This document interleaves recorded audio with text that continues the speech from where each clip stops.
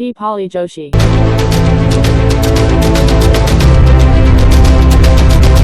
નમસ્તે, મારી યુટ્યુબ ચેનલમાં આપ સૌનું ફરીથી સ્વાગત છે. જય શ્રી કૃષ્ણ, જય દ્વારકાધીશ. કેમ છો બધા? મજામાં? તો આજે છે ગણેશ ચતુર્થી. તો મારી તરફથી આપ બધાને ગણેશ ચતુર્થીની હાર્દિક શુભકામના. તો આજે હું ગણેશ ચતુર્થીની વાર્તા વાંચી રહી છું, તો તમને બધાને પણ સંભળાવું. ગણેશ ચોથ. ભાદરવા માસની ચોથે કરાતું આ વ્રત સિદ્ધિ વિનાયક ગણેશજીનું છે. શ્રી ગણેશ સુખ સંપત્તિના દાતા છે. આ વ્રત કરનારે પ્રાતઃકાળ સ્નાનાદિથી પરવારી શ્રી ગણેશની સ્થાપના કરવી, વિવિધ પૂજા કરવી, વિધિવત પૂજા કરવી, લાડવાનો નૈવેદ્ય ધરાવવો, આ દિવસે ઉપવાસ કરવો, વ્રત કરનારે ચંદ્ર દર્શન ન કરવા. ચંદ્ર દર્શન કરવાથી કલંક લાગે છે. ભગવાન શ્રી કૃષ્ણ પોતાના પર લાગેલું કલંક દૂર કરવા આ વ્રત કરેલું. બીજા દિવસે સ્થાપિત કરેલી મૂર્તિ જળમાં પધરાવી દેવી અને રાત્રે ભજન ને કીર્તન કરવું. વાર્તા. એક વખત ભાદરવા સુદ ચોથના દિવસે શ્રી ગણેશ રિદ્ધિ સિદ્ધિ સાથે આકાશ માર્ગે કૈલાસ તરફ જઈ રહ્યા હતા.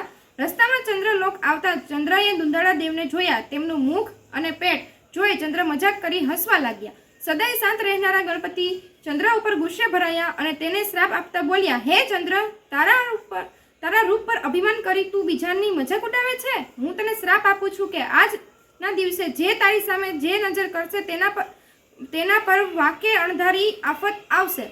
સાંભળતા ચંદ્ર ધ્રુજવા લાગ્યો. શ્રાપ આપી ગણેશજી ચાલ્યા ગયા. ચંદ્ર ભયભીત થઈ ગયો, જઈને કમળમાં છુપાઈ ગયો.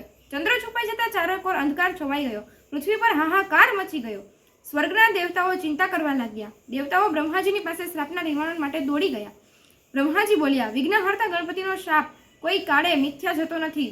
દેવોમાં એટલું સામર્થ્ય નથી કે તેને મિથ્યા કરી શકે. છતાં પણ તેના નિવારણ માટે એક માર્ગ બતાવું છું, સાંભળો.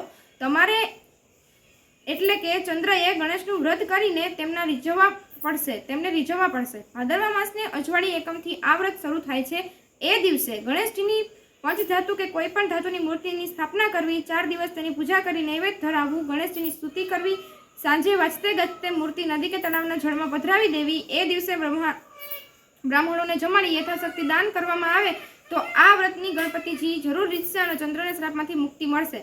ભાદરવા માસ બેસતા જ એકમના દિવસથી ચંદ્રએ વ્રત શરૂ કર્યું. તેણે ગણપતિની સ્થાપના કરી અને ગણેશ ચોથનું વ્રત કરવા માંડ્યું. વ્રત પૂરું થતાં ચંદ્રએ ક્ષમતા યાચના કરી, ગણેશજીની સ્તુતિ કરી.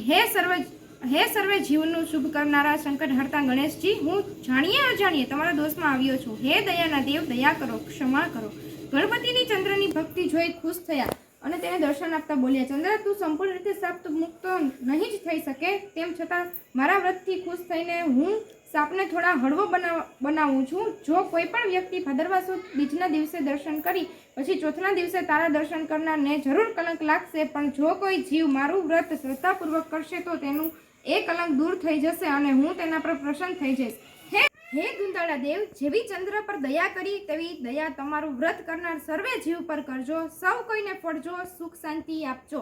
જય શ્રી ગણેશ.